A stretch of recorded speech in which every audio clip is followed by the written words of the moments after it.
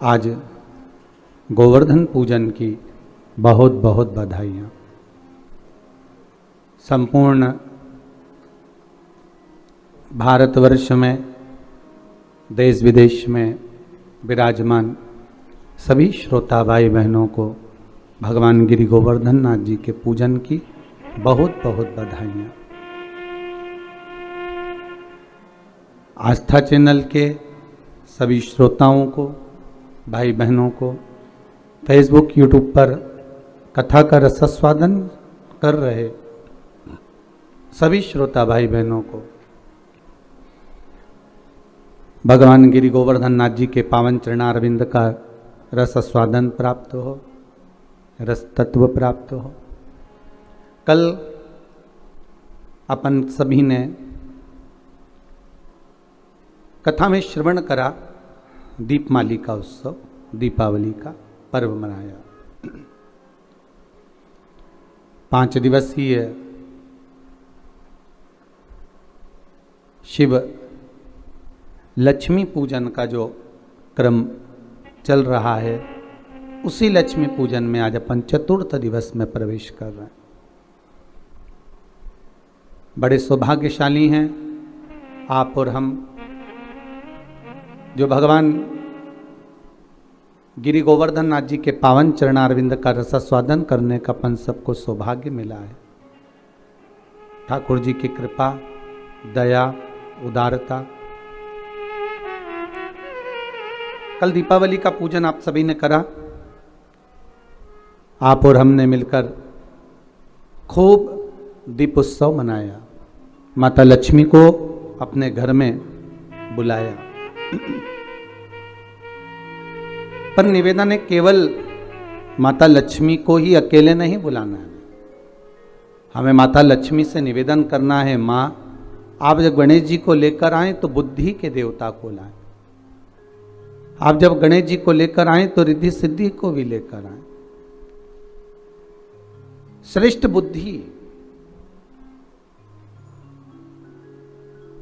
श्रेष्ठ विचार और मन का शुद्ध भाव हमारे भीतर प्रवेश करे। घर में केवल अकेली लक्ष्मी ही श्रेष्ठ नहीं होती। पहले भी कथाओं में कहा कि लक्ष्मी आती है, मना नहीं, पर लक्ष्मी जब घर में प्रवेश करती है तो बहुत सारे अपने कुछ कदम, कुछ चरण, कुछ पांव साथ लेकर आती है कि वो कुछ समय रुककर वापस चली जाती है। उसका कारण क्या है? जैसे नाव में छेद हो जाए, नाव में छिद्र हो जाए, और नाव में अगर छेद हो गया तो उसमें जो पानी भरा रहा है नदी का, उस पानी को निकालने का तरीका आपको आना चाहिए कि जैसे जैसे पानी बढ़ता जाए वैसे वैसे उसको दोनों हाथों से उलीचकर बाहर फेंकते जाइए।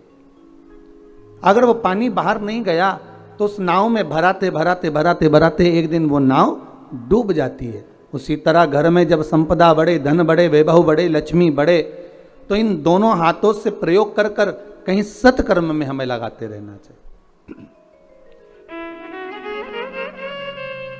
कहीं सत्कर्म की ओर हमें अग्रण्य रहना चाहिए। और भगवान गिरि गोवर्धन नाथ आप सभी पर ऐसी कृपा दृष्टि बनाकर रखे कि आपके घर में वैभव, धन, संपदा, लक्ष्मी खूब कृपा दृष्टि बनाकर रखे। दीपावली के द्वितीय दिवस में भगवान गिरि गोवर्धन नाथ जी के पूजन का महत्व हमको बताया गया।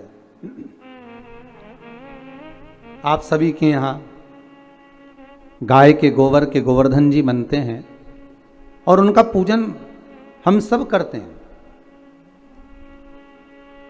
पर इस पूजन का जो प्रमाण दिया गया, इस पूजन की जो महत्वता बताई गई, इस पूजन की जो श्रेष्ठता कही गई, वो हमें प्राप्त होती है श्रीमद् भागवत से। भगवान कृष्ण की अनुपम लीला से, कि जिस समय भगवान कृष्ण ब्रजमंडल में भ्रमण कर रहे हैं, पूरे ब्रजमंडल में घूमते घूमते भगवान कृष्ण आज सारी ब्रजवासियों के यहाँ, गोपियों के यहाँ मिलते हुए आ रहे हैं। तो भगवान सारे ब्रजवासियों के यहाँ जब पहुंचे तो ब्रजवासियों से मालूम करा कि आखिर कारण क्या है जो आपके यहाँ इतना पकवान बन रहा है, इतनी मिठाई बन रही है, इतना इतना साज सजाया जा रहा है।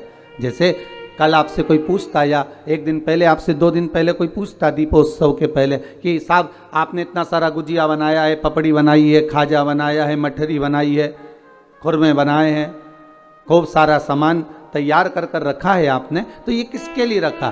तो आप अपने छोटे छोटे बच्चों से कहते हो कि जरा शांति रखो, इसको दीपावली पर तुम्हें प्रसाद में मिल जाएगा। ये पपड़ी, ये गुजिया, ये मठरी, ये बालूशाही आपको मिलेगी जरूर, पर दीपावली का पहले पूजन हो जाए उसके बाद दिया जाएगा। मतलब लक्ष्मी जी के लिए हमने सारी तैयारी करी। और अगर सारे ब्रजवासियों से भगवान कृष्ण पूछ रहे हैं, ब्रजवासियों ने यह नहीं कहा कि हमने लक्ष्मी पूजन की तैयारी करी है, ब्रजवासी तो यह कह रहे हैं कि हमारे यहाँ इंद्र की पूजन होती है और वो इंद्र के पूजन होती है तो हम उस इंद्र के पूजन के लिए इतना सारा पकवान तैयार करें। हमने जो इतना सारा भोग तैयार करा है, इतना सारा पकवान तैयार करा है, ये इंद्र की पूजन के लिए करा। तो भगवान कृष्ण ने सारे ब्रजवासियों से बात करते करते करते करते पूछते पूछते तब एक बुजुर्ग, एक बूढ़ी माता के पास पहुंच गए। एक बूढ़ी मां के पास जाकर पूछा, मां आप बताओ कि इतना सारा पकवान क्यों तैयार किया जा रहा है? ये इतना सारा भोग किसके लिए तैयार किया जा रहा है? तो महाराज वो बूढ़ी मां कहती है, अरे कान्हा तुमको नहीं मालूम क्या, अपने यहाँ दीपावली के इस पावन अवसर पर, अब दीप उत्सव के पावन अवसर पर हम इंद्र की पूजन की तैयारी कर रहे हैं। अच्छा, तो इंद्र के पूजन क्यों? तो कहा वो लक्ष्मी देता है, जल बरसाता है, और जल वृष्टि होती है ना, तो उस जल वृष्टि के बल पर हमें कुछ फसल प्राप्त होती है, चारा प्राप्त होता है जिससे गौएं चरती हैं, और वो गाय जो चरती है ना, उसका जो दूध मिलता है, उस दूध से हम मक्खन बनाकर अपना यापन करते हैं। भगवान कृष्ण कह रहे हैं, माता जी, ए बूढ़ी मां, अगर देखा जाए तो गौएं तो गोवर्धन पर्वत पर चलती हैं, गौएं तो गोवर्धन पर्वत पर चढ़ती हैं, और वहां की जो दूबा है, घास है, उसी को तो पाती हैं। अरे मां, अगर मान लो गिरी गोवर्धन नाथ नहीं होते, गोवर्धन बाबा नहीं होते, तो तुम्हारी गौओं को भाग कहां से मिलता, और वो दूध कहां से देती, वो मक्खन कहां से देती? मेरे ठाकुर ने इंद्र की पूजन को ये नहीं कि बंद करवाया, मेरे ठाकुर ने तो केवल इतना कहा है कि प्रकृति रहेगी, अगर नदी, तालाब, पहाड़, पर्वत ये रहेंगे तो हमारा भी जीवन यापन सही चलता रहेगा। आज के ज़माने में लोग प्रकृति को काटते जा रहे हैं, पेड़ पौधे काटते जा रहे हैं। आज अभी आपको मालूम होगा कि पूर्व में जो कोरोना महामारी निकली है, उस कोरोना महामारी में ऑक्सीजन की कितनी कमी पड़ी। उसका सबसे बड़ा अगर कहीं नुकसान है तो हमने किया, कोई दूसरे ने नहीं करा है। कोरोना महामारी के चलते अगर ऑक्सीजन की कमी पड़ी तो हमारे कारण पड़ी। हमने पेड़ पौधे, जितने बड़े बड़े पेड़ पौधे थे, कॉलोनियां बनाना है, रोड बनाना है, मार्ग बनाना है, ये निर्माण करना है, वो निर्माण करना है, अपने सुख के लिए, अपने साधन के लिए हमने उन वृक्षों को काट दिया,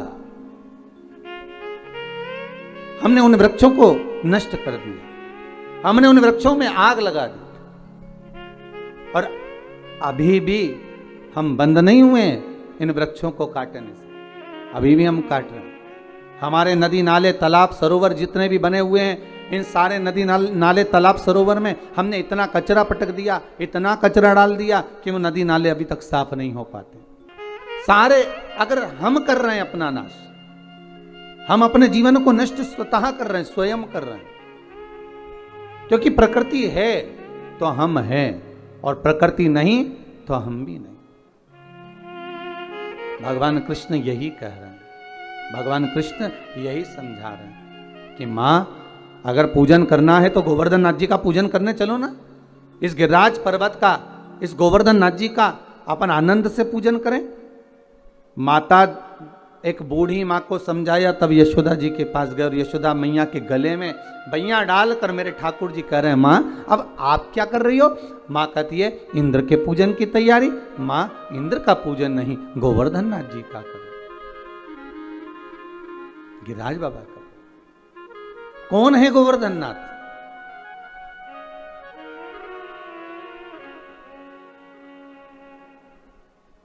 पुलस्त ऋषि के मन भाए, जोर विनय कर तुमको लाए। ये कौन है गोवर्धन नाथ? महाराज जिस समय पर श्री राम जी महाराज सुंदर सेतु का निर्माण कर रहे हैं, नल नील पत्थर को राम नाम लिखकर छोड़ रहे हैं, और जो सेतु बनाया जा रहा है उसमें श्री हनुमान जी महाराज से कहा जाओ जल्दी जल्दी पत्थर लेकर आते जाओ। हनुमान जी महाराज भी गए।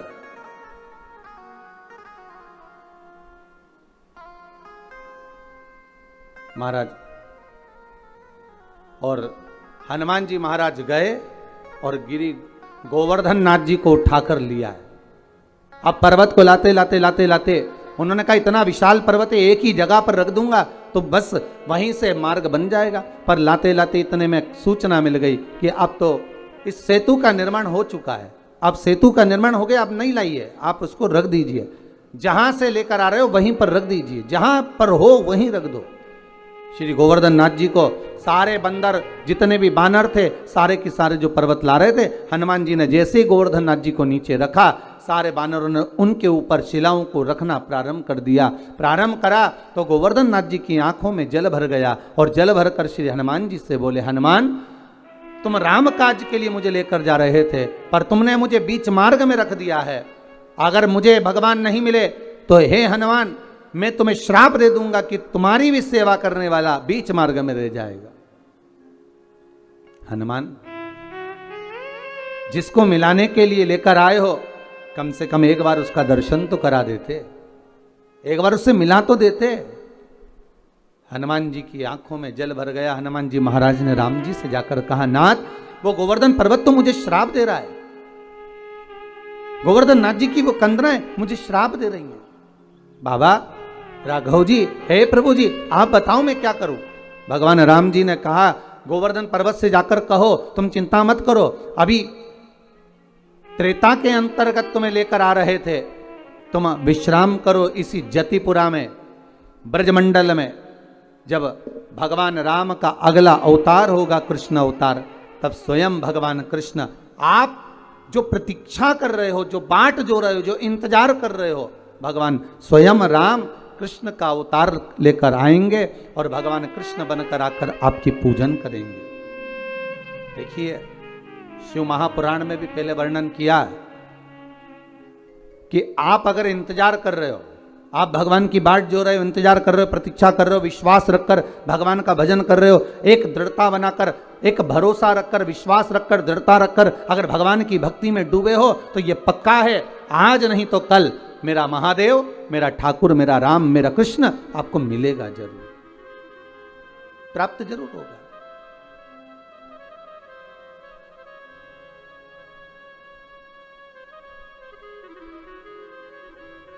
वो मिलेगा जरूर। महाराज उसकी प्राप्ति का केंद्र बिंदु है हमारा विश्वास। अगर विश्वास पक्का है, भरोसा यदि दृढ़ है तो परमात्मा क्यों ना आएगा।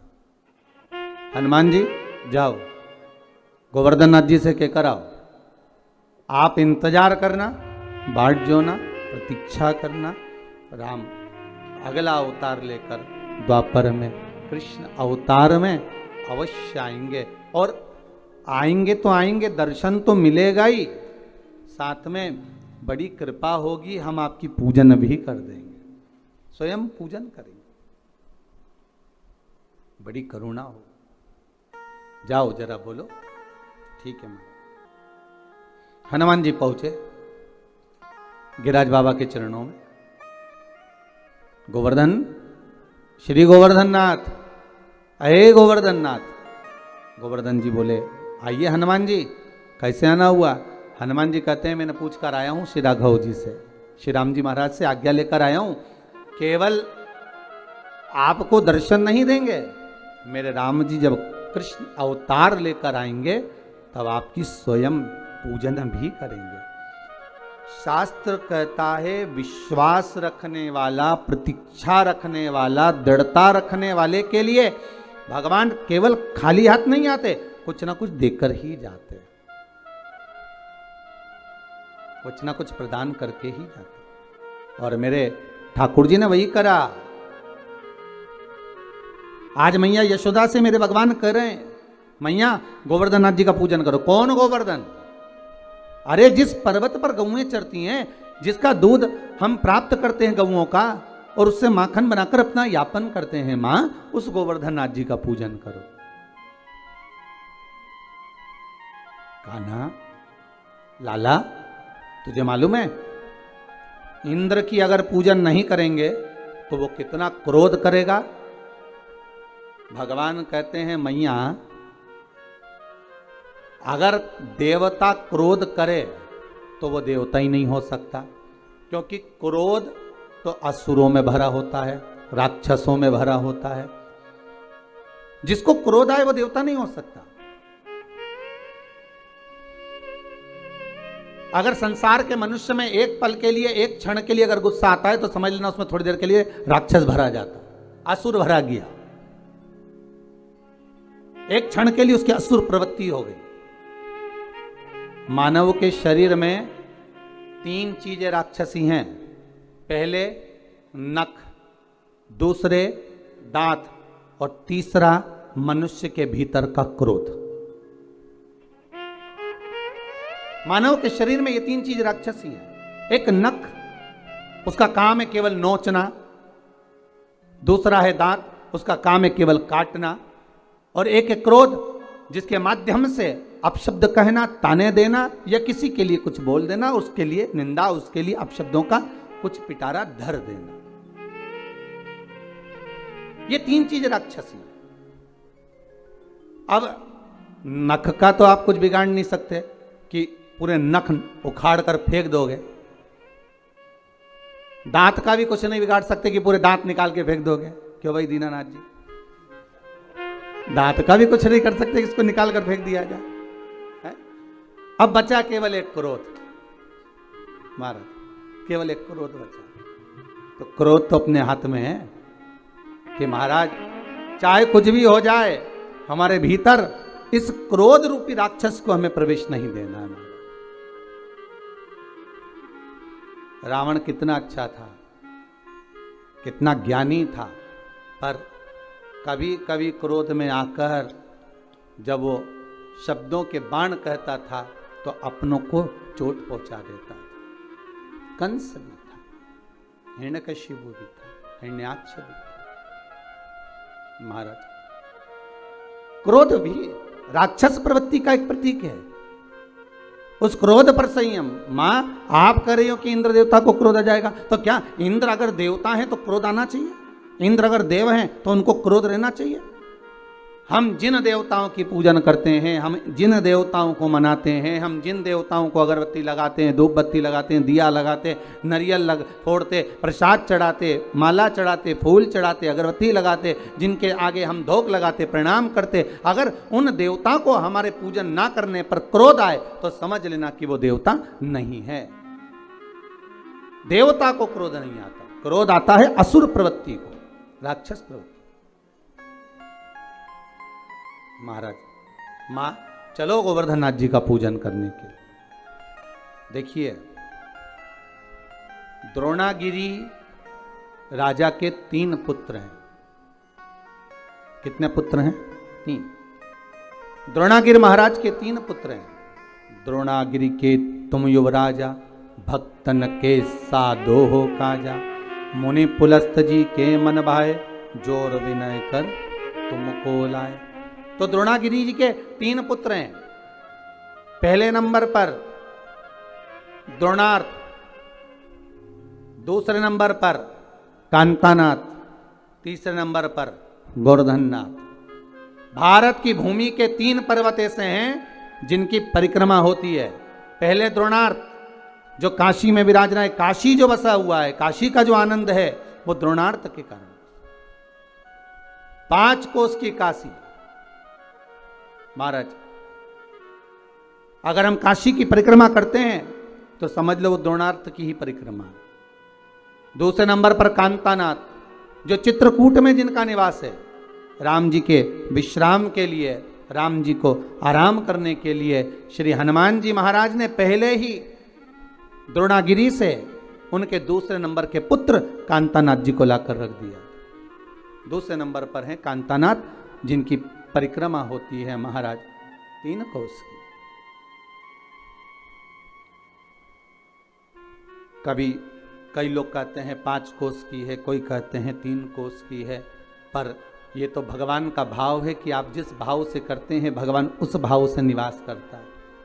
तीसरे नंबर पर हैं गोवर्धननाथ। ये पिता द्रोणागिरी के हैं और अपनी माता के बड़े प्रिय हैं।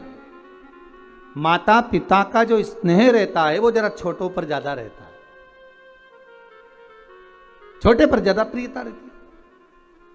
बड़ा पिता को प्रिय, छोटा माता को प्रिय। अब बचा है बीच का मंझला, जो बीच का रह गया मंझला, तो कहे ये किसका प्रिय है? तो शिव महापुराण कथा कहती है ये भोलेनाथ जी का प्रिय है, ये ठाकुर जी का प्रिय है, राम और कृष्ण का प्रिय है। अब द्रोणागिरी ने कहा ये मेरे गोवर्धननाथ को नहीं दे सकता, पर बहुत प्रयास किया, बहुत निवेदन करा। पुलस्त बाबा माने नहीं, मुझे तप करना है, मुझे साधना करना है, मुझे तप के लिए चाहिए, मैं साधना करूंगा, मैं तप करूंगा, आप मुझे दो गोवर्धननाथ, ले चलो। गोवर्धननाथ जी से कहा आप हमारे साथ चलिए। गोवर्धननाथ जी ने पुलस्त बाबा से कहा अगर मेरे पिताजी आज्ञा देंगे, मेरी माता मुझे आज्ञा देगी तो मैं अवश्य चलूंगा, पर ऐसे नहीं जा सकता, मैं बिना माता पिता को बोले नहीं जा सकता। ठीक है, जाकर निवेदन करा पुलस्त ऋषि ने, द्रोणागिरी आपके छोटे पुत्र को चाहिए। भगवान कह ले जाओ। क्यों चाहिए? मेरे 2 पुत्र जा चुके हैं, एक पुत्र को तो मेरे पास में रहने दो, हमें तप करना। ठीक है, माँ ने खूब मना करा, द्रोणागिरी भी चाहते थे कि नहीं भेजूं, पर माने नहीं। द्रोणागिरी से लेकर गोवर्धननाथ जी को उठाया गोदी में, पुलस्त ऋषि लेकर चलने लगे। गोवर्धननाथ जी की आंख में जल भर गए। गिरिराज बाबा ने कहा सुनो पुलस्त बाबा, जिस स्थान पर आप मुझे रख दोगे वहां से फिर उठने वाला नहीं हूं, ध्यान रखना, नीचे रखने से पहले विचार कर लेना आप मुझे। ठीक है। पुलस्त ऋषि ने मन में सोचा इतना छोटा सा रखा है, मेरी गोदी में बैठकर चल रहा है और मुझको कह रहा है कि जहां रख दोगे उठूंगा नहीं। जब अभी उठा सकता हूं तो बाद में क्यों ना उठा सकता हूं। चले, पुलस्त ऋषि लेकर चले। बीच मार्ग में पुलस्त बाबा जब जतिपुरा में पहुंचे, ब्रज के रज में जब पहुंचे, ब्रजमंडल में जब पहुंचे, पुलस्त बाबा थक चुके थे, इसलिए जल का पान करने के लिए गोवर्धननाथ जी को नीचे रखा। जैसे ही गोवर्धननाथ जी को नीचे रखा, पुलस्त बाबा वापस उठाने लगे। उठा नहीं, गोवर्धननाथ जी उठते नहीं। पुलस्त बाबा को क्रोध आ गया, हाथ में जल लेकर कहा सुनो गोवर्धन, तुम जिद्दी हो, उठते नहीं हो मुझसे, इसलिए मैं तुम्हें श्राप देता हूं कि तुम तिल तिल घटोगे। गोवर्धननाथ जी का विशाल पर्वत था साहब, विशाल पर्वत। महाराज तिल तिल तिल तिल बाबा घटते गए। और सबसे प्रसन्नता का बात, सबसे प्रसन्नता का आनंद तो ये है, कांतानाथ जी भी आज भी पृथ्वी पर विराज रहे हैं, द्रोणार्थ आज भी पृथ्वी पर विराज रहे हैं, और गोवर्धननाथ जी भी आज भी पृथ्वी पर विराज रहे हैं।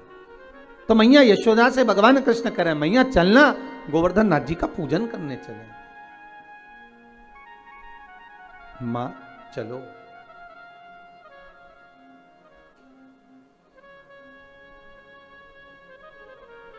मां चलो गोवर्धन नाथ जी का पूजन करने। मैया ने कहा लाला चलने को तो चल चले, पर पहले नंद बाबा को आन दे, तेरे बाबा आएंगे और वो आज्ञा देंगे तो हम चलेंगे। मैया आप चलो तो मैया ने सारा साज सजाया, जितना सामान था सब रख लिया, भोजन का जो भी सामग्री सिद्ध हुई थी वो रख ली। चले गिरि गोवर्धन नाथ जी का पूजन करने चले। महाराज मैं तो गोवर्धन को जाऊं मारा वीर, नहीं माने मेरो मनवा में तो। गोवर्धन नाथ जी के चरणों में माता यशोदा को लेकर, ब्रजवासियों को लेकर भगवान कृष्ण पहुंच गए और गिरिराज बाबा की पूजन करने के लिए बैठ गए। अब ध्यान दीजिएगा महाराज, यहां पर भगवान कृष्ण गोवर्धन नाथ जी के सामने सारी सामग्री लेकर जो जो बनाकर लाए थे सब रख दिया और सब रखकर हाथ जोड़कर बैठ गए। अब भगवान सारे ब्रजवासी आपस में बात कर रहे, इस पत्थर में से कोई देवता निकलेगा, पर्वत में से कोई देवता निकलेगा। अब देवता कैसे निकले? सारे ब्रजवासी बात करने लगे, ये नंद बाबा को छोरा ने तो पूजन करा दी, पर इसमें से कोई देवता निकलेगा ही नहीं। इंद्र होते तो अभी तक खाकर चले जाते, भोजन कर कर चले जाते। जब भगवान प्रकट ही नहीं हो रहे, भगवान कृष्ण ने हाथ जोड़ा, हे गोवर्धन बाबा बड़ी कृपा करिए दयालु दातार, आइए प्रकट होइए, ब्रजवासी आपके लिए इतना सामग्री बनाकर लाए हैं, आप पाइए। भगवान कृष्ण का तो कहना ही था, भगवान कृष्ण का ही एक अंश अवतार गोवर्धन पर्वत में से प्रकट हो गए गिरिराज बाबा। हजारों हाथ कर लिए, भोजन करना प्रारंभ करा। जैसे ही भोजन करना प्रारंभ करा, सारे पात्र खाली होने लगे, ब्रजवासी आपस में बात करने लगे। हे भगवान बड़ा गजब हो गया, इंद्र था तो भोजन करने के बाद थोड़ा छोड़कर भी जाता था, ये तो पूरे की पूरे बर्तन के बर्तन निपटा जा रहा है, ये तो सब खाए जा रहा है, सारा पाए जा रहा है। भगवान कृष्ण ने शब्द सुना तो भगवान हाथ जोड़कर बोले, हे गोवर्धन नाथ दादा कृपा करिए बाबा, इन ब्रजवासियों के लिए थोड़ा सा प्रसाद छोड़ दीजिए। गोवर्धन नाथ जी ने आवाज कर कर कहा, आकाशवाणी कर कर कहा, सुनो कृष्ण, इन ब्रजवासियों ने मेरे को खाने से रोका है, इसलिए आज के बाद मैं केवल भाव से जीवने के लिए आऊंगा। और महाराज तब से मेरे गोवर्धन नाथ भाव से जीवते। आप भी अपने घर में जब भोग लगाते हो, एक कटोरी सामग्री बनाकर भगवान के सामने रख दो और एक कटोरी सामग्री बनाकर अलग रख दो। दोनों में जो स्वाद होगा, जो भगवान के सामने रखी है उसका स्वाद अलग होगा, जो अलग से रख दी फ्रिज के ऊपर, फ्रिज के अंदर, उसका कोई स्वाद नहीं है, पर भगवान के सम्मुख में जो पहुंच गई उसका स्वाद बढ़ गया। भंडारे की पूड़ी, भंडारे की सब्जी घर में बनाकर खाओगे वो आनंद नहीं आएगा, पर वही सब्जी भंडारे की प्रसाद की पाओगे उसका स्वाद बढ़ जाएगा महाराज, क्योंकि उसमें भगवान पा लेता है, भाव से पाता है, भाव से। महाराज अब भगवान कृष्ण ने जो ब्रजवासियों के साथ में मिलकर गोवर्धन नाथ जी का पूजन किया है, आज ही के दिन गिरिराज पूजन के दिन, दीपावली के दूसरे दिन जो गिरिराज बाबा का पूजन किया गया, वही गोवर्धन पूजन की कथा आज चल रही है, वही गोवर्धन चरित्र। जरा ध्यान दीजिएगा, गोवर्धन पूजन के दिन जो भगवान कृष्ण ने ब्रजवासियों के साथ मिलकर भगवान कृष्ण को भोग लगाया, गोवर्धन नाथ जी को भोग लगाया, वो 56 भोग नहीं था, वो अन्नकूट था। इसलिए आज भगवान गोवर्धन नाथ जी का अन्नकूट महोत्सव का एक आनंद है। 3 भोग होते हैं, अन्नकूट, 56 भोग और कुनवाड़ा।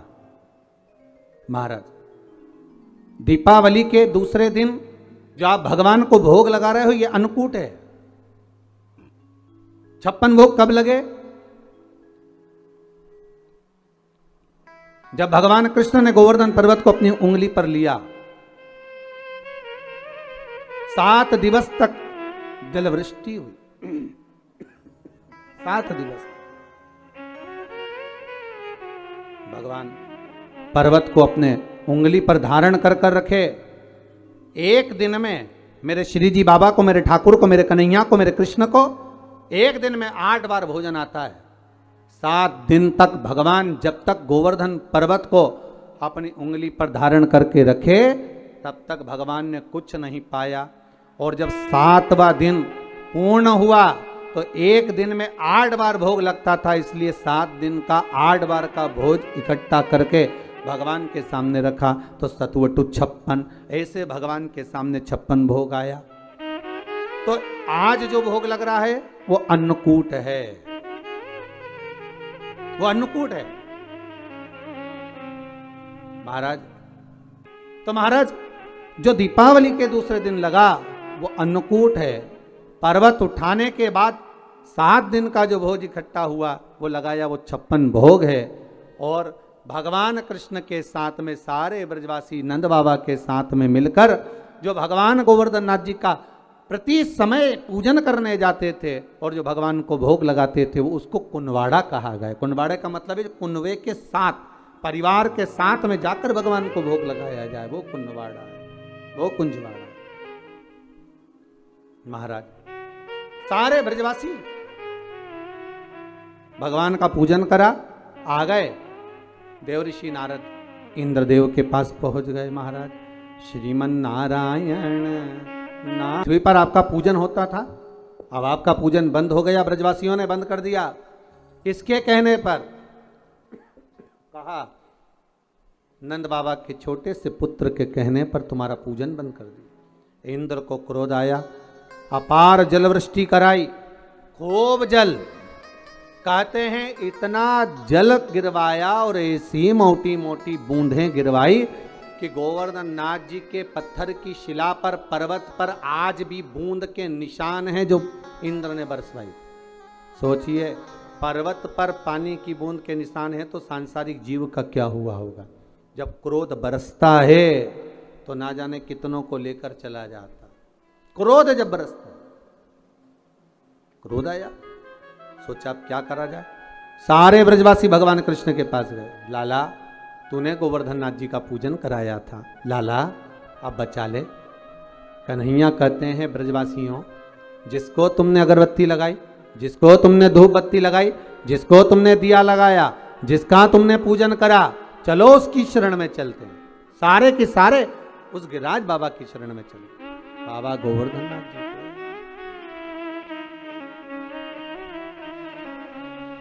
सारे के सारे गिरिराज बाबा की शरण में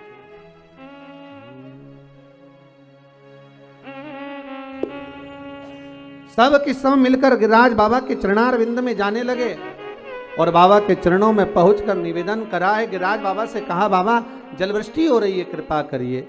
भगवान बोले गोवर्धन पर्वत में से आवाज आई, कृष्ण मैं हल्का हो जाता हूं तो अपनी छोटी सी उंगली पर मुझे धारण कर लो।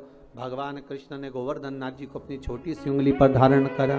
7 दिवस बरखा भारी हुई, तब जाकर इंद्र क्षमा मांगने आए और गोवर्धन नाथ जी को भूमि पर रखकर भगवान कृष्ण ने कहा, गोवर्धन नाथ जी कली में तुम समदेव ना दूजा, सुर नर मुनि सब करते पूजा।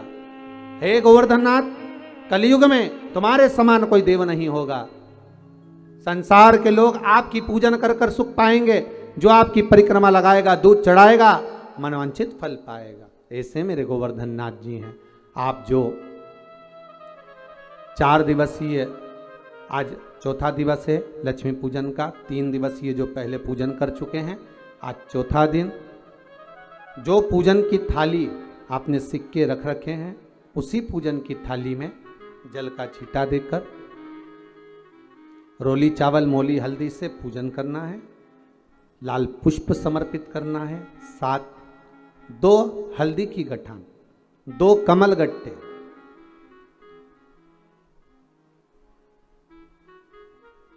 2 तरह का मीठा हो तो वो महाराज आप समर्पित करें। 2 अमरबेल के टुकड़े उस थाली में समर्पित करें और निवेदन करें माता लक्ष्मी से। 5 घी के दिए जलाएं, दीप प्रकट करें और माता लक्ष्मी की पूजन अर्चना कर कर भोग लगाकर माँ से निवेदन करें, माँ हम 5 दिवसीय आपकी आराधना कर रहे हैं जो दीप महोत्सव के रूप में।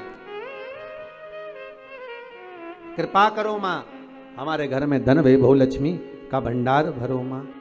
माता से निवेदन करे और निवेदन करके माँ से तब 5 दीप उठाकर आरती करिए माता लक्ष्मी की, और लक्ष्मी माता की आरती कर उन दीपों को, एक जहां गोवर्धन नाथ जी का पूजन आपने करा है, एक दीप वहां लगा दीजिए जो सुबह आपने गिरिराज जी का पूजन करा।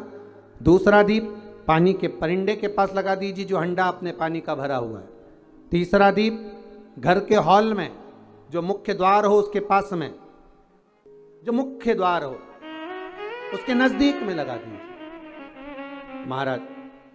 चौथा दीप तुलसी के क्यारे के पास लगाइए। 5वां दीप जहां पर माता लक्ष्मी का पूजन करा है वहां पर विराजमान कर दीजिए। ऐसे 5 स्थान पर 5 दियों को रखो।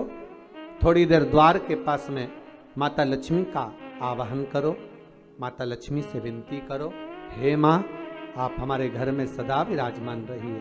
और बाबा गोवर्धन नाथ जी से, गोवर्धन का मतलब होता है गौ मतलब लक्ष्मी, वर्धन मतलब वृद्धि, जो लक्ष्मी की वृद्धि करने वाले हैं, जो संपदा के देने वाले हैं, लक्ष्मी को प्रदान करने वाले हैं, ऐसे गोवर्धन नाथ बाबा आप हमारे घर में संपदा की वृद्धि करिए, लक्ष्मी की वृद्धि करिए। बाबा से निवेदन करो। महाराज, हे गिरिराज बाबा तेरी कृपा, तेरी दया, माता लक्ष्मी की हम पूजन कर रहे हैं। ये भाव रखकर गोवर्धन नाथ जी का पूजन कर, स्मरण कर, माता लक्ष्मी का पूजन स्मरण कर, चौथे दिन की जब पूजन पूर्ण हो महाराज तब अपन अगले दिन 5वें दिवस की पूजन का फिर क्रम लेवेंगे। और कल जब अपन 5वें दिवस की पूजन करेंगे तो उस थाली के सिक्कों को कहाँ रखना है, कैसे उठाना है, कैसे विराजमान करना है, उसका वर्णन कल की कथा में श्रवण करेंगे। कल की कथा में अपन श्रवण करेंगे भाव भक्ति से, आनंद के साथ में।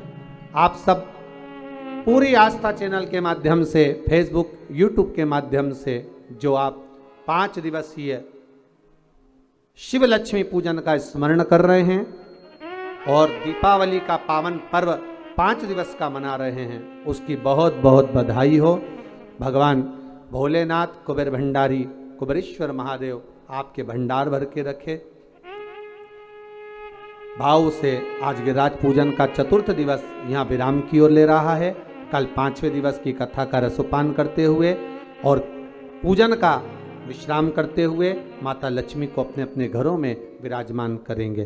भाव भक्ति से आनंद करते हुए श्री गोवर्धन महाराज महाराज तेरे माथे मुकुट विराज रयो।